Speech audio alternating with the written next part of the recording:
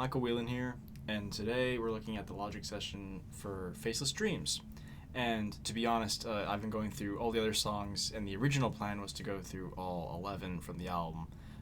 But these are a bit difficult to make at times, and I have a lot going on, and there's other more exciting videos I want to be working on for you that you'll be seeing hopefully later this year.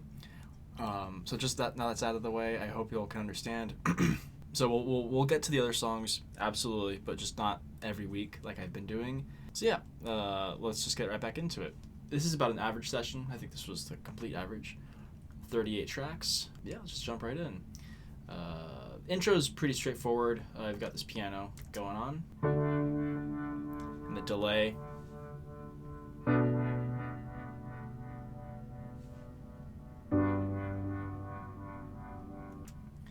And then there's a synth pad, which is pretty clear to hear. But then there's this kind of Wurlitzer.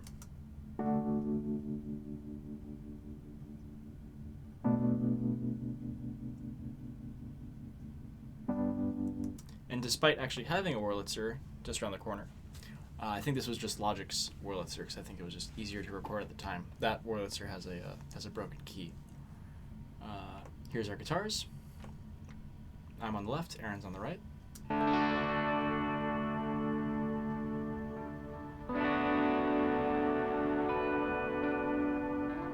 This note here.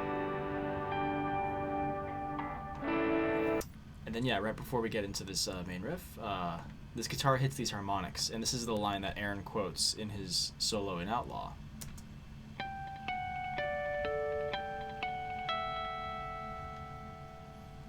And I think the piano doubles those, if I remember. So let's double check.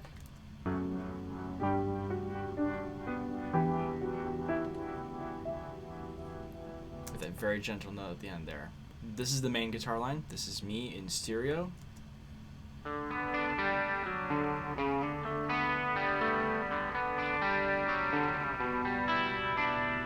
I really wanted to go for this kind of early 2000s clean sound. And then Aaron has this really wonderful delay part on top of that.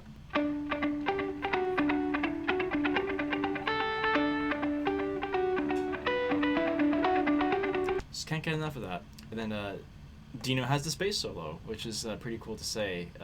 Barely a minute into the song, and you have a nice melodic bass solo.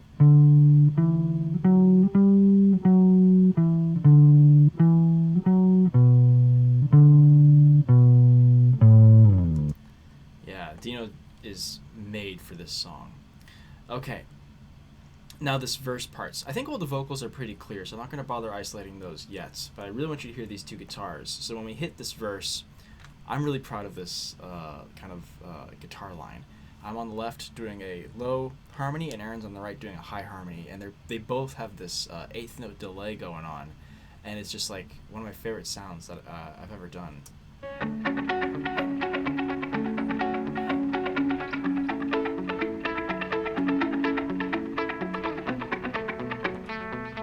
Me?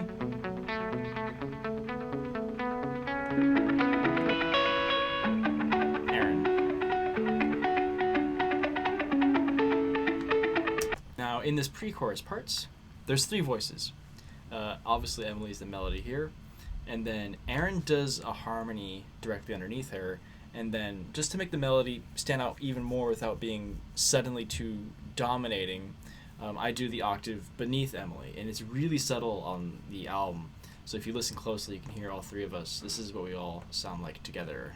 Where all my dreams will come true. Yeah, so I know you can all hear Emily, but then let's just double check what Aaron's doing there. He has such a wonderful voice. You'll definitely be hearing more of his singing when we write more. Where all my dreams will come true. Ooh, his vibrato, his tone. And then here's my octave beneath, at least my attempt. I really struggle with low notes. Where all my dreams will come true. And then I remember when Dino and I wrote this, and we had that melody, da, da, da, da, da, da, da. We both just at the same time were like, piano's gotta answer it, so of course we did the piano answer on Come True. And I remember after we both like read each other's minds on that one. We both probably felt like $1,000,000. Okay, then this chorus is pretty cool. The guitars are harmonizing, and I come in with some feedback. And I do artificial feedback. I hit a harmonic and then turn my volume up.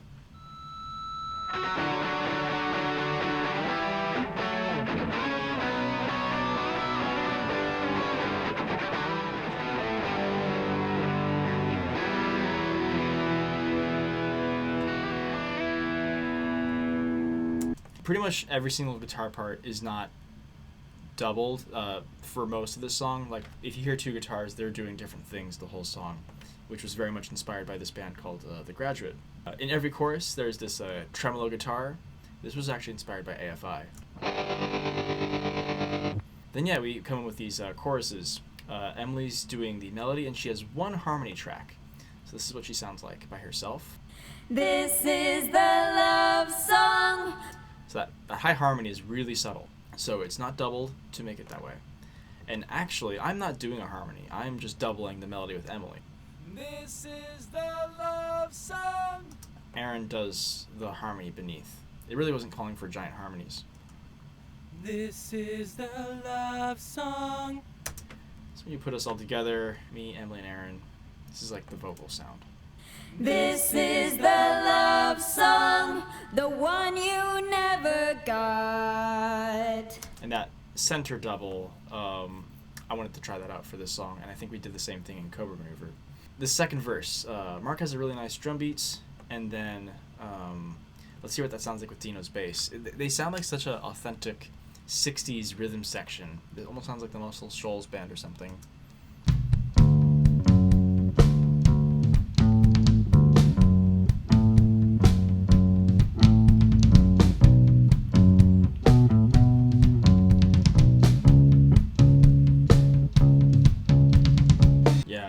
They are a wonderful rhythm section.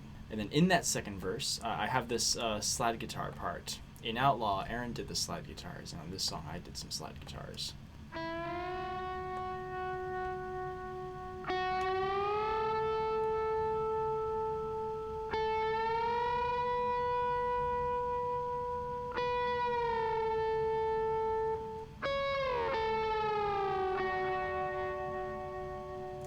Some really cool sounds there. Then yeah, this piano part, verse 2, one of my all-time favorite piano lines I've ever come up with, ever done, and this is what it sounds like. I'm so proud of this piano line, and it's kind of simple too.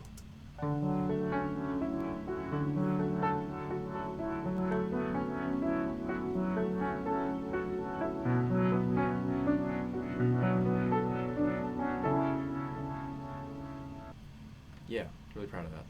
And now this bridge part where stuff gets really quiet. Aaron and I have some ambient guitars.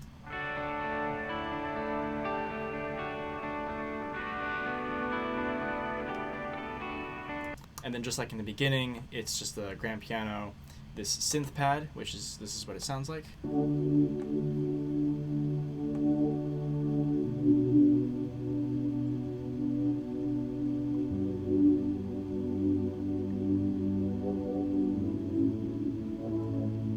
Okay, and then as this bridge develops, Mark comes in with this kind of little kick drum thing, and maybe something else. Let's see.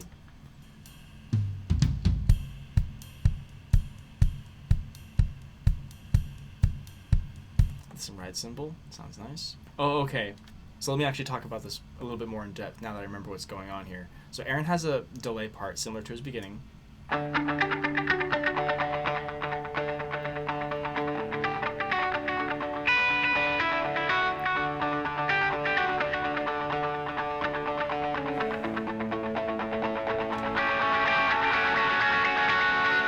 If you listen really carefully, this is a secret ingredient for sure. The main riff from the very beginning comes back, and it's like really subdued. And the reason why it's really subdued is because it technically doesn't really work perfectly within the context of this chord progression. It clashes with a lot of the notes.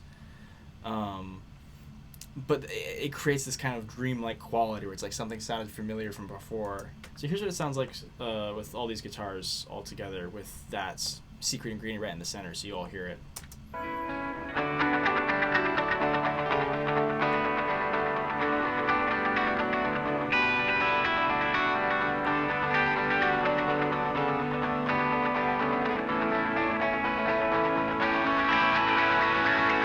And then this is a particularly epic moment.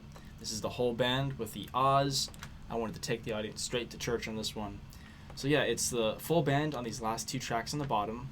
Aaron with a low harmony, I'm a middle harmony, and Emily does the melody. And this is what we all sound like together. It's another one of my favorite vocal moments on the album.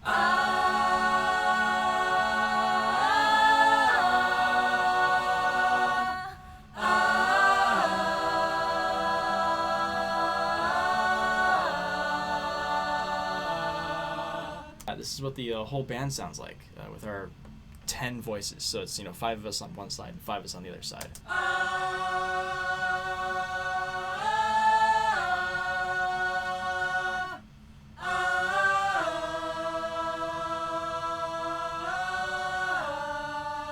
This is what the guitars sound like during Aaron's solo. Again, catch how we're not hitting the same stuff. Obviously we're playing the same chords, but the 2 guitars are doing different things.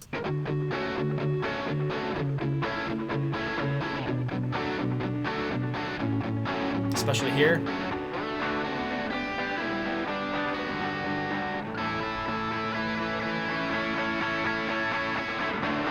So during Aaron's little solo thing, he has a guitar playing the main melody. Yeah, and then you probably are not aware of this, but there's a piano, a high octave piano playing that melody too.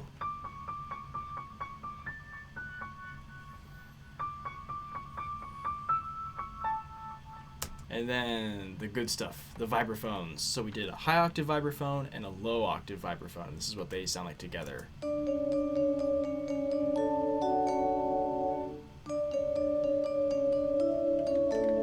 So this one melody of 3 octaves on 3 different instruments. And this is what the whole combination sounds like.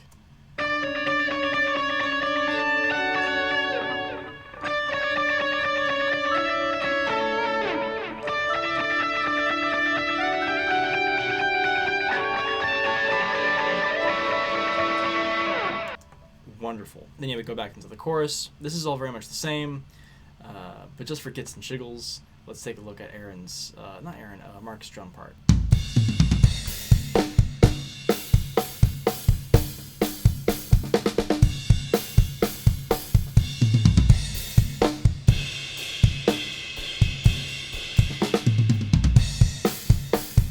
I'm just endlessly impressed with Mark's playing. And then the outro is no different than the beginning, really. But you might want to hear the piano part by itself. This is what that sounds like.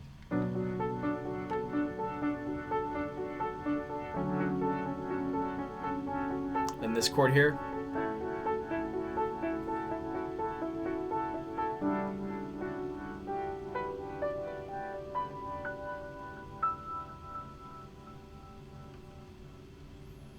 So yeah, that's the Logic session for Faceless Dreams. Thank you so much for sticking around and checking that out. And also thank you if you've checked out some of our previous Logic session breakdown videos. And again, just to clarify, these take a lot of time to make. They take up a lot of storage on my small laptop and computer, and they take a long time to upload onto YouTube as well. So I am going to be taking a bit of a break from these Logic session breakdowns, but I promise you I will get back to them. We will go through the whole album, all the Logic sessions. And I think more importantly, the reason why I want to take a break from these is because there's other cool stuff we're working on at the moment that hopefully you'll get to see by the end of the year, and hopefully we get to check out some gigs. And if you haven't, please pick up a copy of Through the Farthest Space. I will always be so proud of the fact that I can hold the CD and show it to you and say you should go check it out. So cool. Thank you so much for checking this out, and here is a full shot of the entire Logic session for Faceless Dreams. Really humble. This is actually one of the very simpler sessions. Again, thank you so much for your support, and please, check out the album.